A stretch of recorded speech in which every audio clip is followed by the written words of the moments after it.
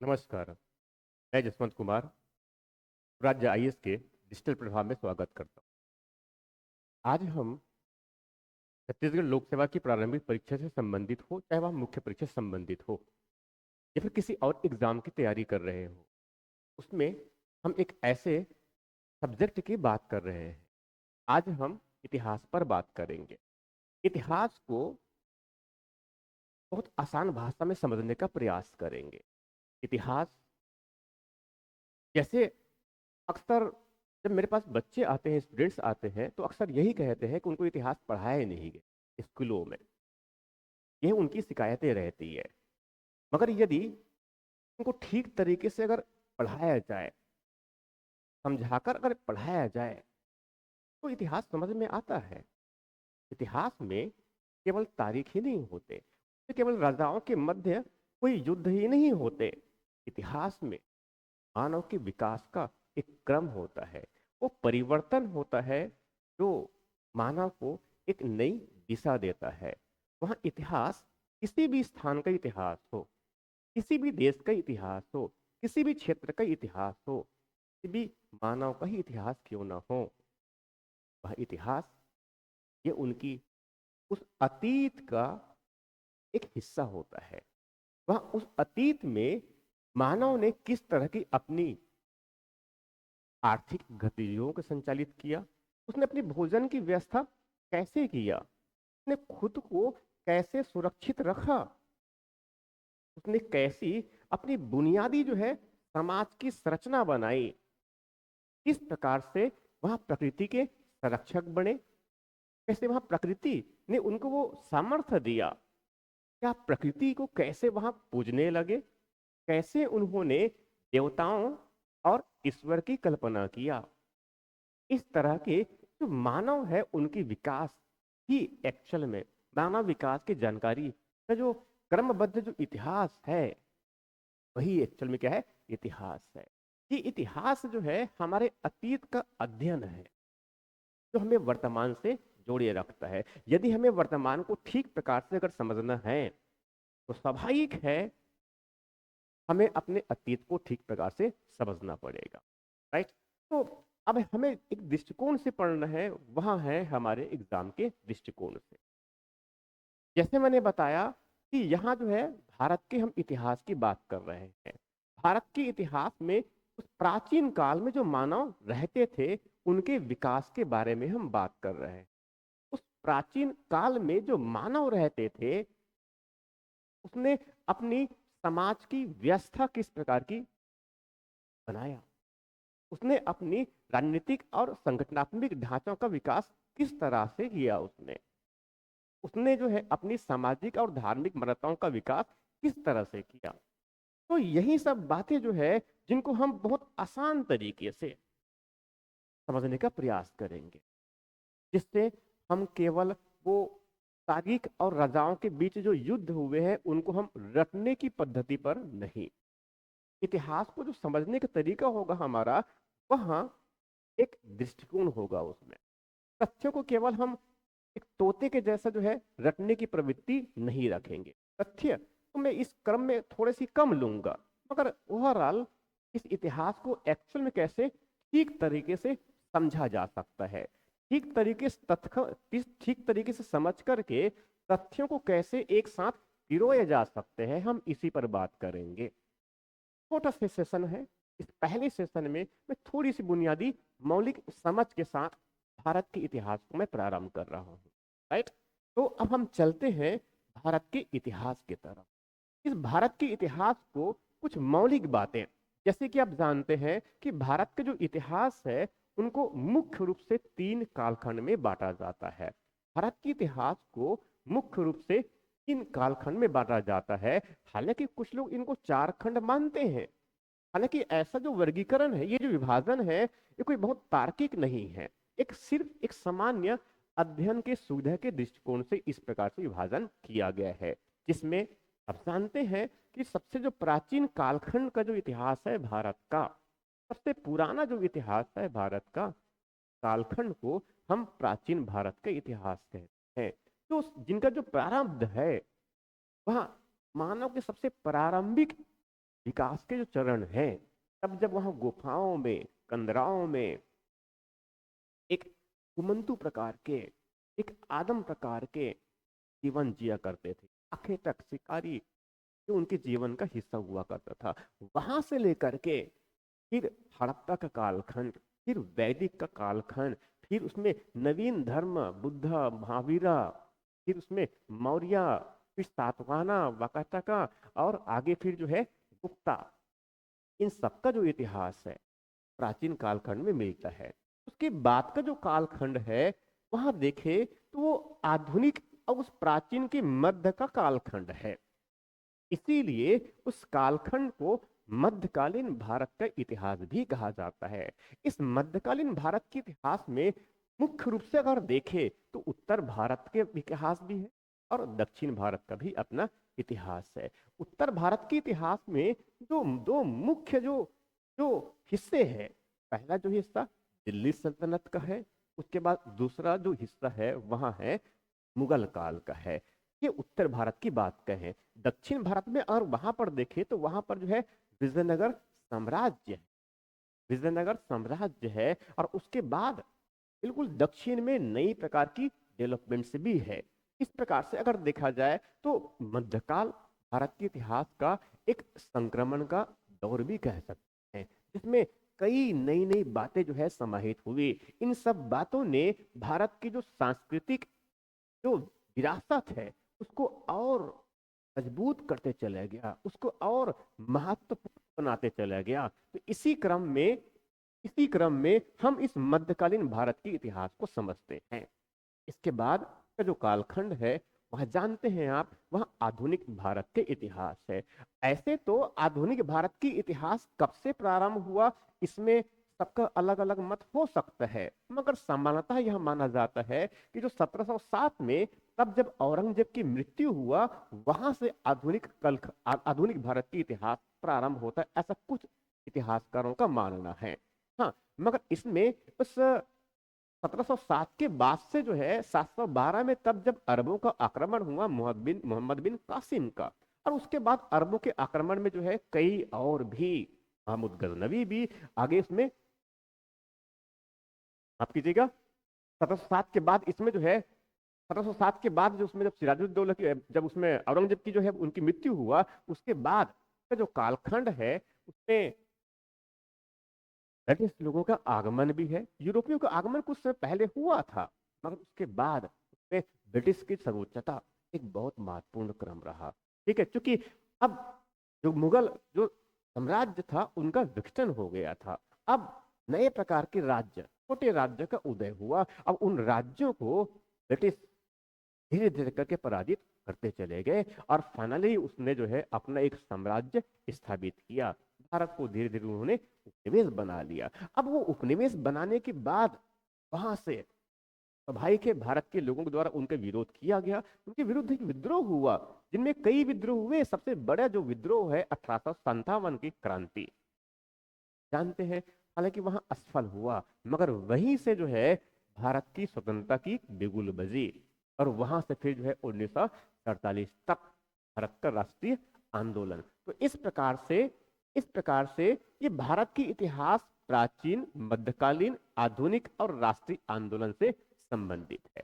अब इसमें क्योंकि मुझे बहुत लंबा चौड़ा कोई व्याख्यान नहीं देना है, मुझे कुछ बुनियादी समझ देते हुए थोड़ी सी तथ्यों को आगे लेकर चलना है, तो उसी पर मैं बात कर रहा हूं। अब मैं आगे चल रहा हूं सीधे उस प्राचीन भारत के इतिहास में। जो पहला जो टॉपिक होता है प्राचीन भारत के इतिहास में, जो पहला टॉपिक होता है, वह जो पहला टॉपिक है वह जो पहला टॉपिक है वह है वह जो है कि भारत के इतिहास के जानकारी के स्रोत। हम इस भारत के इतिहास के बारे में जानेंगे कैसे? तो किसी भी देश का इतिहास हो, किसी भी क्षेत्र के इतिहास हो, उनको जानने के लिए दो महत्वपूर्ण हमारे पास में सोर्स होते हैं। दो महत्वपूर्ण सोर्स होते हैं। उनमें से जो पहला सोर्स होता है और बहुत महत्वपूर्ण जो है होता है, वह है पुरातात्विक साक्ष्य होता है। पुरातात्विक साक्ष्य का मतलब कोई पुरातन अवशेष है, कोई पुरातन अवशेष है, कोई पुरातन स्मारक है, कोई पुरातन वस्तुएं हैं, कोई पुरातन लेख है, गुफाओं में, कंदराओं में, उस उनके साक्ष्य। तो ये सब जितने भी इस प्रकार के जो साक्ष्य होते हैं, जो पुरातात्विक है, पुराने समय में उनका उपयोग किया जाता था, आज अपने अवशेष के रूप में कुछ हमें दिखते हैं। वहां इस प्रकार की कोई मूर्तियां भी हो सकती है, इस प्रकार की कोई मूर्तियां भी हो सकती है, इस प्रकार की गुफाओं के ये भीमबेटका के जो है चित्र है, यहाँ जो है हड़प्पा काल की वहां के जो है मूर्तियां और मृण मूर्तियां भी है। यहाँ जो है सम्राट अशोक की उनकी जो है स्तंभ है, तो स्तंभ लेख है, यहाँ जानकारी मिलती। यहाँ भी वैसी जो है, यहाँ भी सम्राट अशोक की स्तंभ लेख है। इनके साथ साथ अगर देखे, इनके साथ साथ देखे तो जो वैदिक साहित्यिक ग्रंथ है, ये जो वैदिक साहित्यिक ग्रंथ है अपने आप में जो है एक बृहद सोर्स है भारत के इतिहास को जानने का, उस प्राचीन इतिहास के बारे में तो, और विशेष रूप से वैदिक जो इतिहास है उनके बारे में जानने का।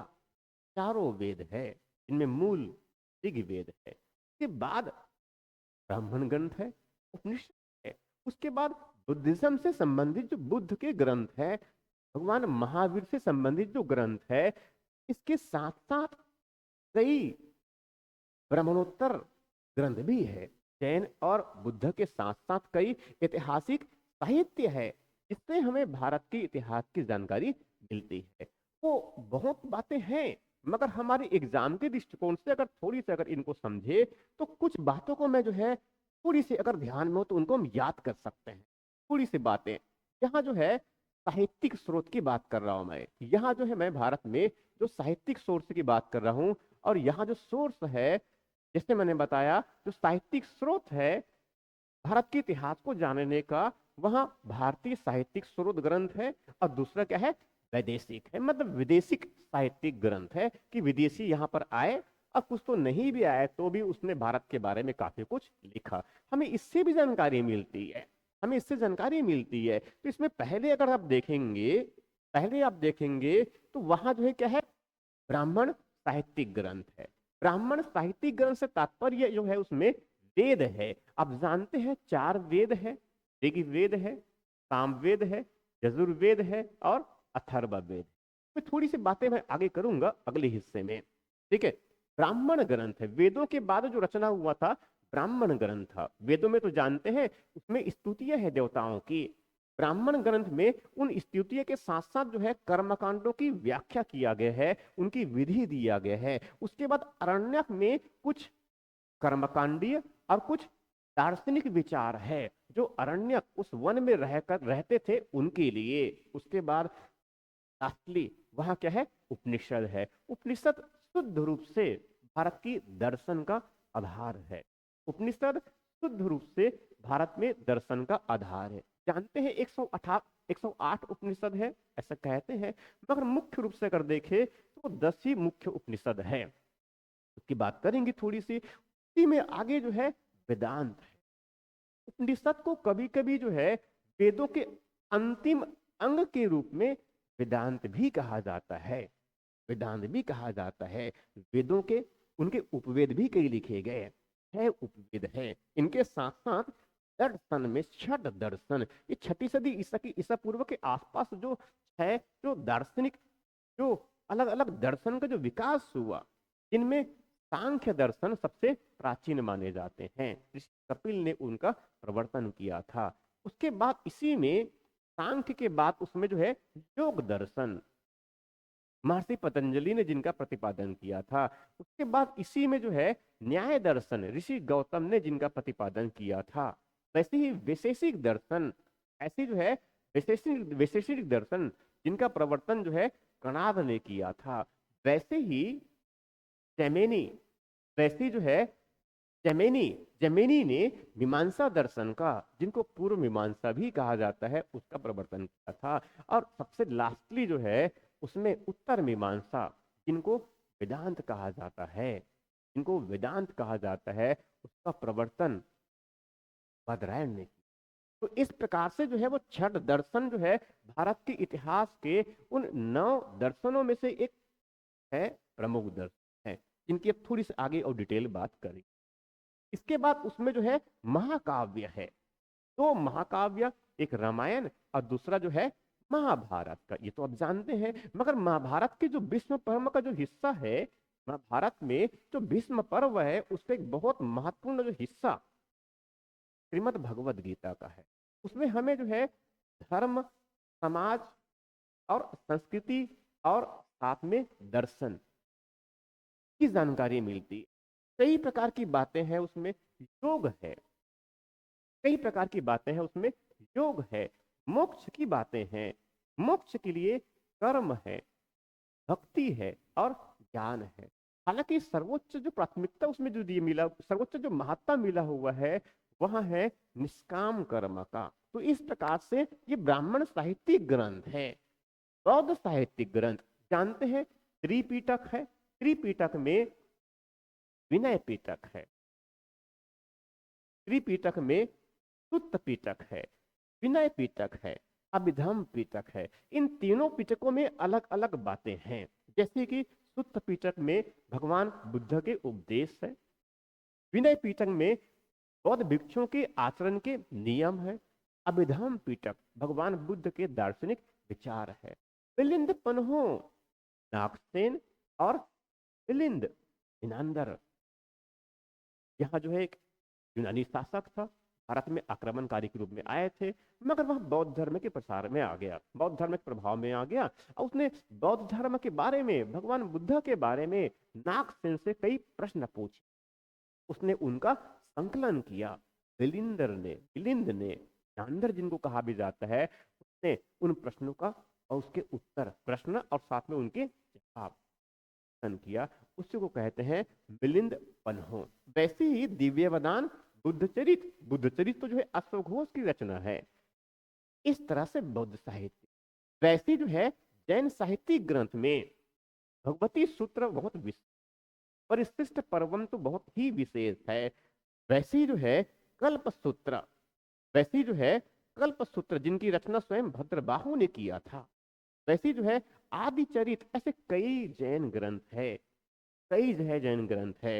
हम जानते हैं कि बौद्ध ग्रंथों की रचना जो है पाली भाषा में हुआ था, जबकि जैन ग्रंथों की रचना जो है प्राकृत में हुआ। यहाँ तो है कुछ धार्मिक, उसके साथ साथ ऐतिहासिक जो साहित्यिक ग्रंथ है, हमें उससे भी भारत के इतिहास की जानकारी मिलती है, हमें उससे भी भारत की इतिहास की जानकारी मिलती है। और वहां जो है पहले जिनको मैंने लिया हुआ है वहां है अष्टाध्यायी, 4वीं सदी ईसा पूर्व के आसपास लिखा हुआ व्याकरण ग्रंथ पाणिनि ने लिखा था। अष्टाध्यायी जो है, अष्टाध्यायी की रचना जो है वहां पाणिनि ने किया था। ये बेसिकली एक व्याकरण ग्रंथ है संस्कृत का। वैसे ही कौटिल्य का अर्थशास्त्र, ये तो हर कोई जानता है, जिसमें राजनीति और प्रशासन उस मौर्य काल की उनकी झलक मिलती।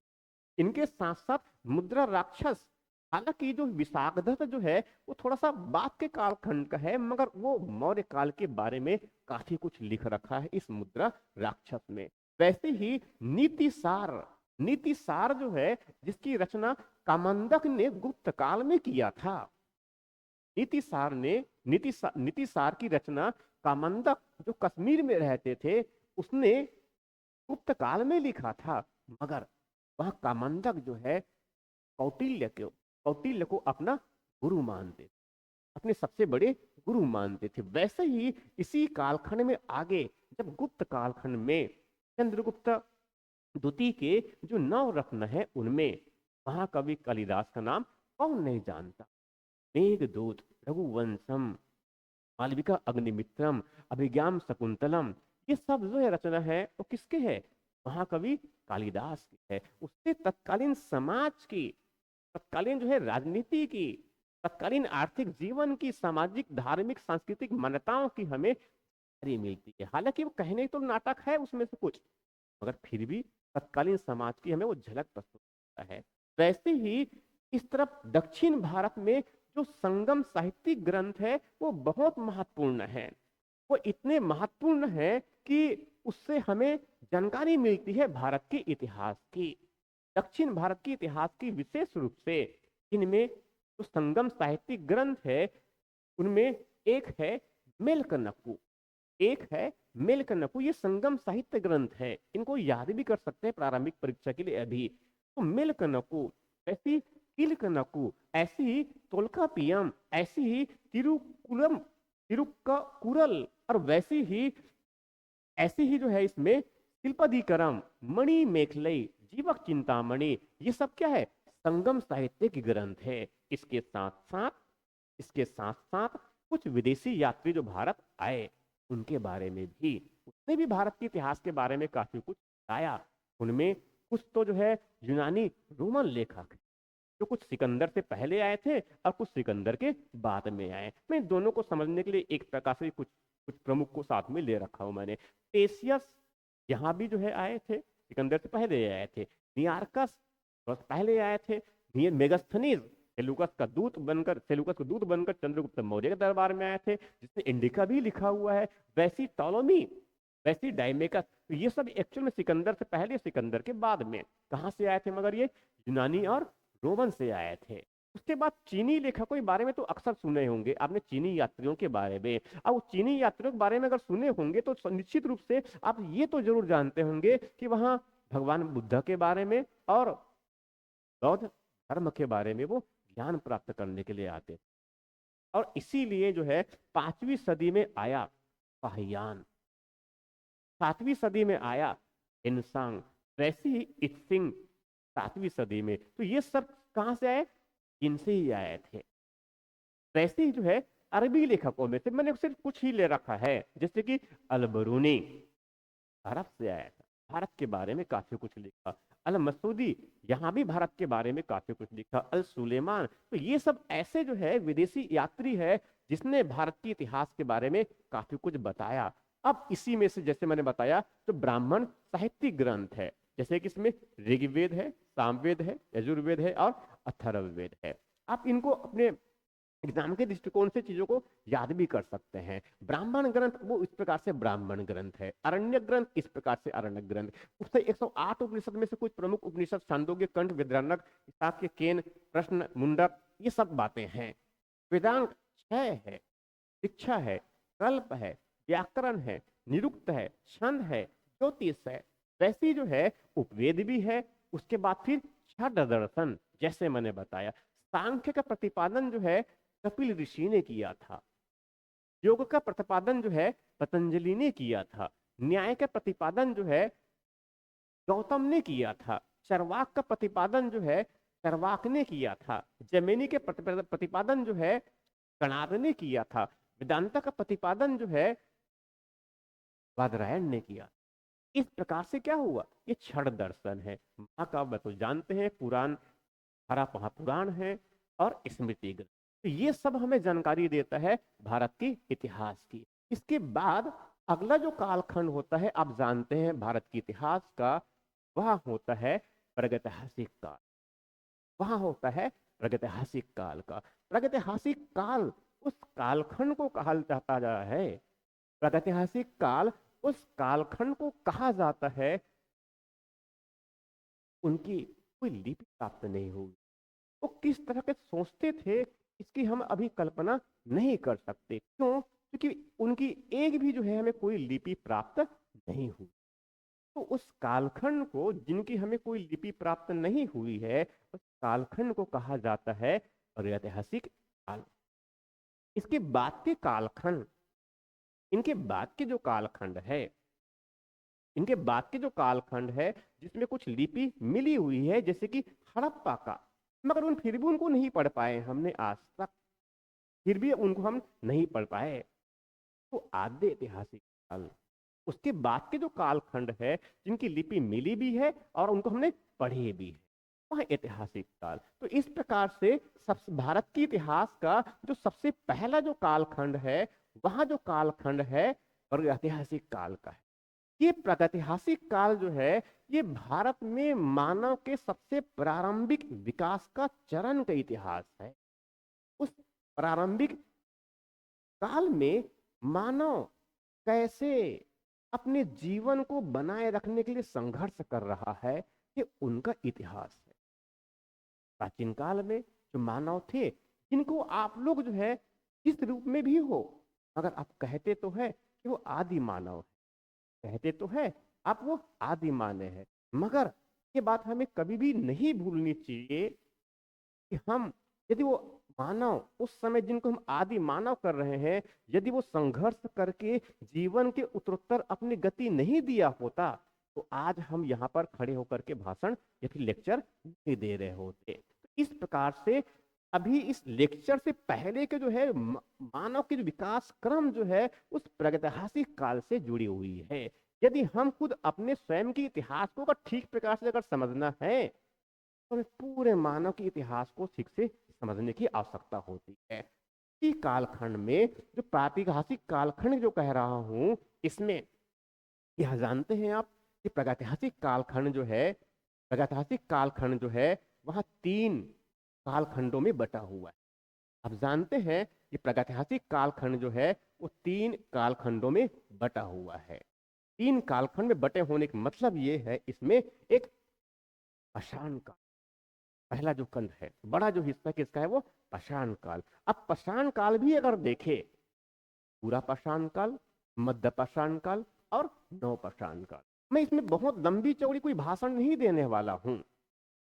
ठीक है, मुझे मालूम है आप जिस क्लास में भी एग्जाम के दृष्टिकोण से अगर आप समझे होंगे, तो अब निश्चित रूप से उनको ठीक तरह से पढ़े होंगे। मैं सिर्फ एक मौलिक समझ, जिससे इतिहास को कैसा देखा जा सकता है, मैं उसकी बात कर रहा हूँ।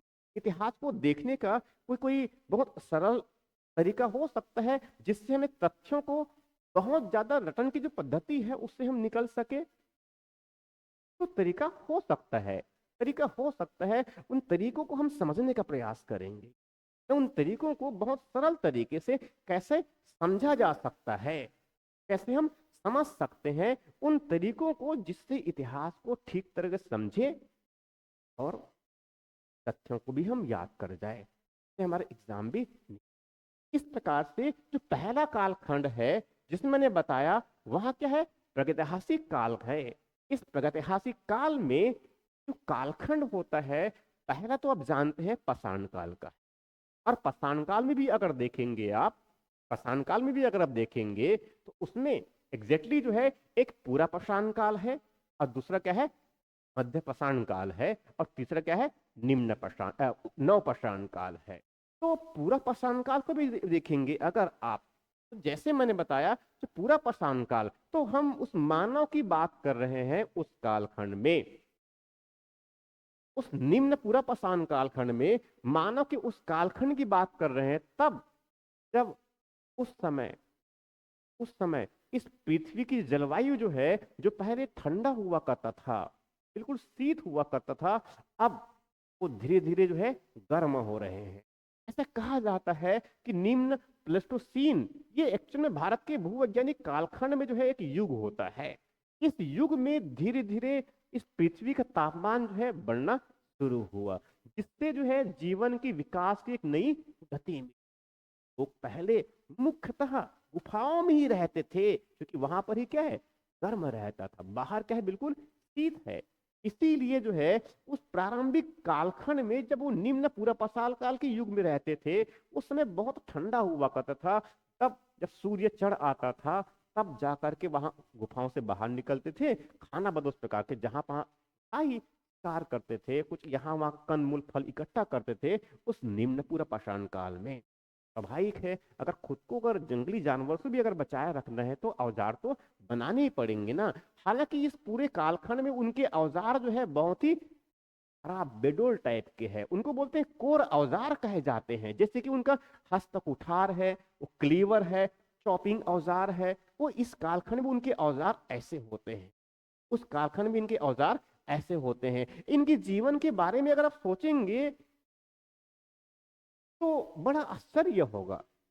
तो कैसे केवल शिकार करके, कैसे केवल खाद्यों को संग्रहण करके जो है अपना जीवन बताते रहे होंगे।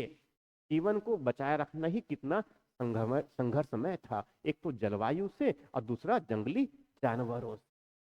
इसके बाद के जो कालखंड है, वो थोड़ी सी परिवर्तन का कालखंड, तब जब जलवायु थोड़ी सी और अब गर्म होगी, गुफाओं से ज्यादा समय तक वह बाहर निकल सकता है, तो दूर दराज आसपास के क्षेत्र में थोड़ा सा घूम सकता है, उसके औजार अब थोड़ा सा ठीक हो गए हैं। निम्नपुरा से हम मध्यपुरा की बात कर रहे हैं। पहले में तो कहाँ रहते हैं, घूमते रहते, जैसे कि भीमबेटका, जैसे कि भीमबेटका मध्य प्रदेश के एक महत्वपूर्ण स्थल है ये, नर्मदा नदी के उत्तरी हिस्से में। और वैसे जो है दक्षिण में आदमगढ़, यहाँ भी बहुत महत्वपूर्ण।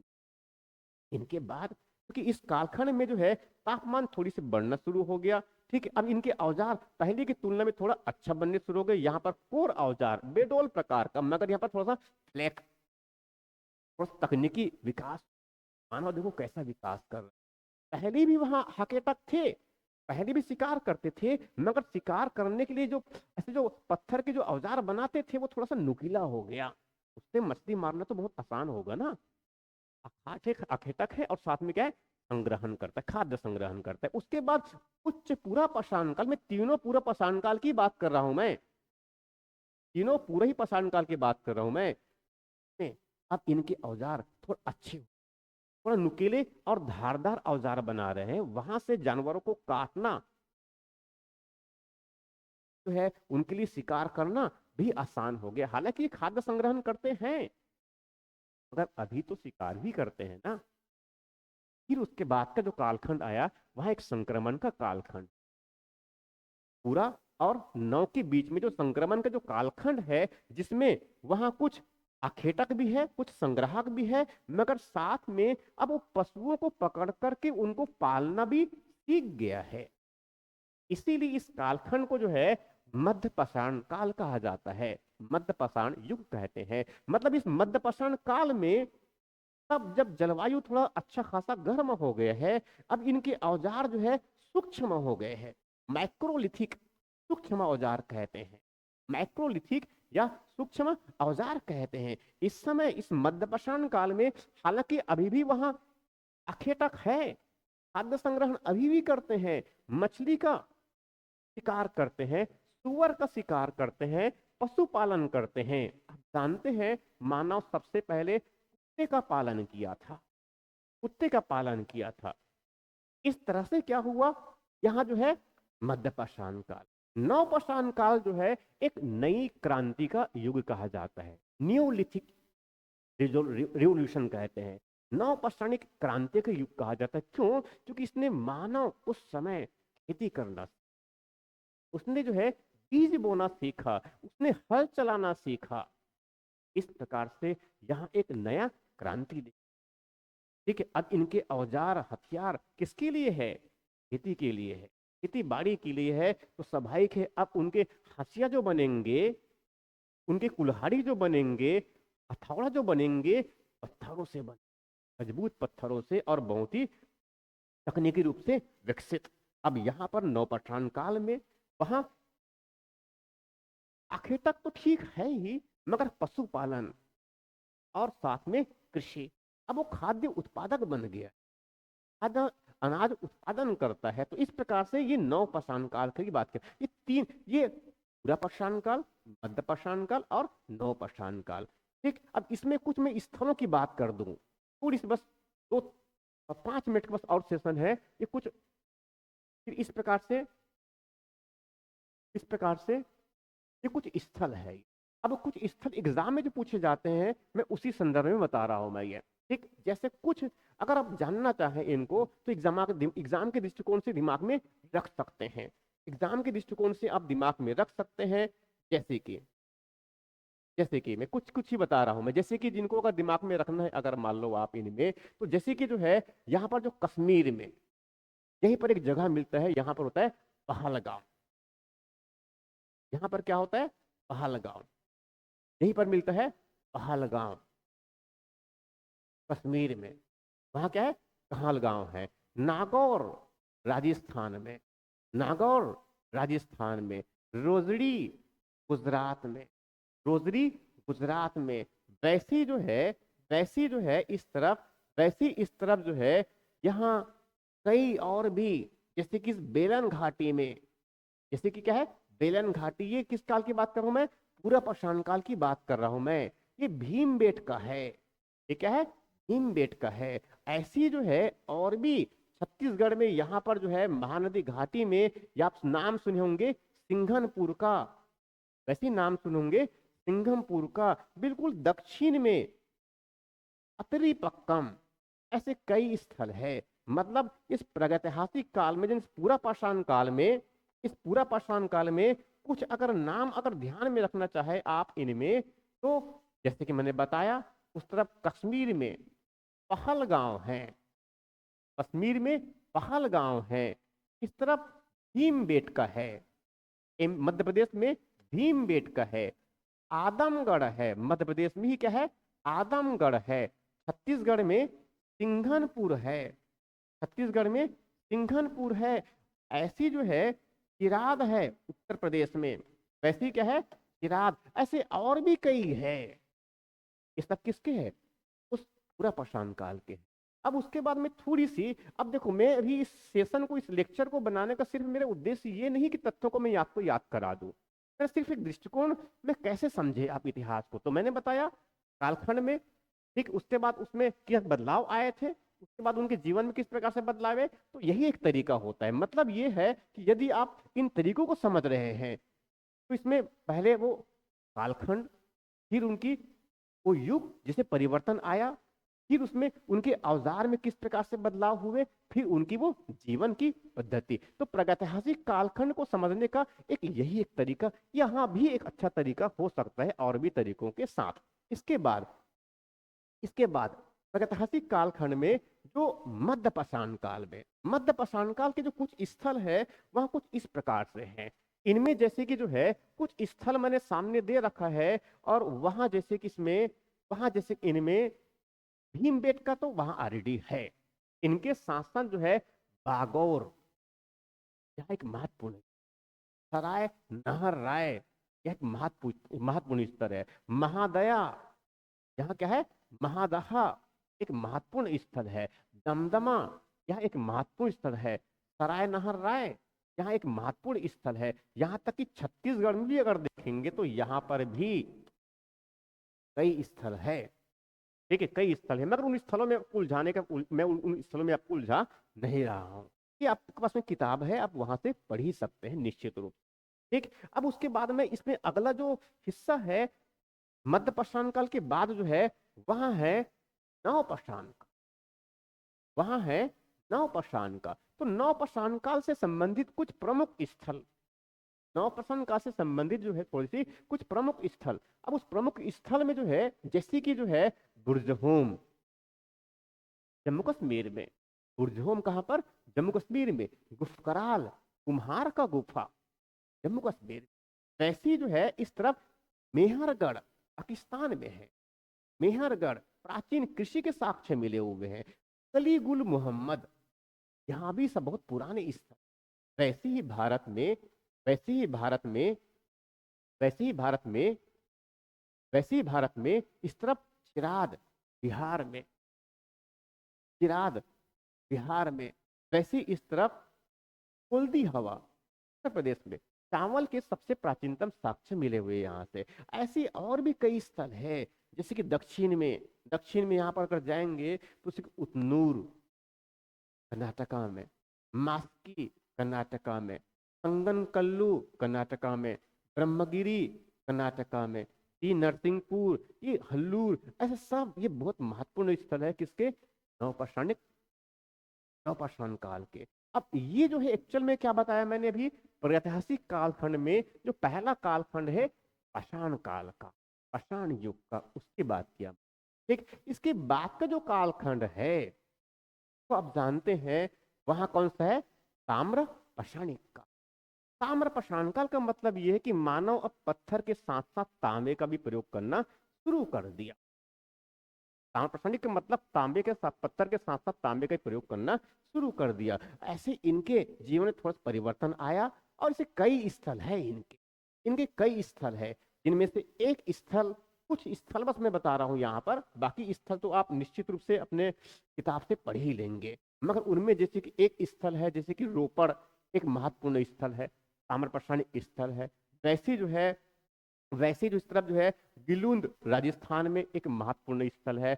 आहार एक महत्वपूर्ण स्थल है। वैसी जो है जोरवे महाराष्ट्र में महत्वपूर्ण स्थल है। वैसी जो है एरन ये मध्य प्रदेश में महत्वपूर्ण स्थल है। तो ये सब किसकी बात कर रहा हूं मैं? ताम्र पाषाणिक काल के अलग अलग स्थल है। तो इस प्रकार से भारत के इतिहास में जो पहला जो कालखंड है वह किसका है? प्रागैतिहासिक काल, प्रागैतिहासिक काल का है। आज के इस पहले सेशन में हमने यही तक सीखा। इसके बाद अगला जो सेशन होगा हमारा, वहां होगा हड़प्पा और उसके बाद।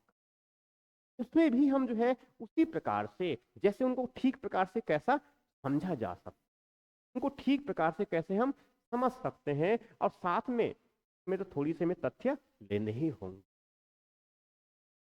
काम के लिए थोड़ी सी अगर सहायता हो जाती है, एग्जाम के लिए अगर थोड़ी सी सहायता हो जाती है, तो इस हमारी सुराज्य आईएएस की पूरी टीम के लिए हम बिल्कुल बहुत ही कृतज्ञ रहेंगे। बाकी जो है अगले सेशन में हम फिर से डिस्कस करेंगे। थैंक यू, थैंक यू बच्चों।